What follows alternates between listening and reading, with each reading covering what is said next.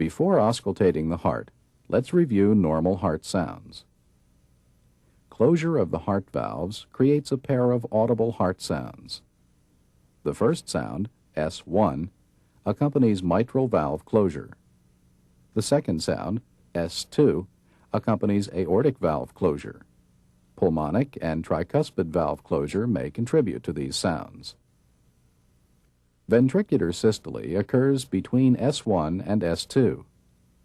Ventricular diastole occurs between S2 and the next S1.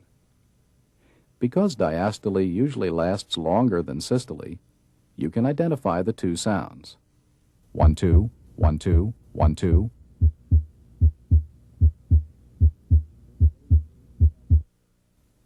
You can hear S1 and S2 in the aortic area, in the right second interspace close to the sternum, pulmonic area in the left second interspace close to the sternum, left third interspace, tricuspid area in the left fourth and fifth interspaces, and mitral area at the apical impulse.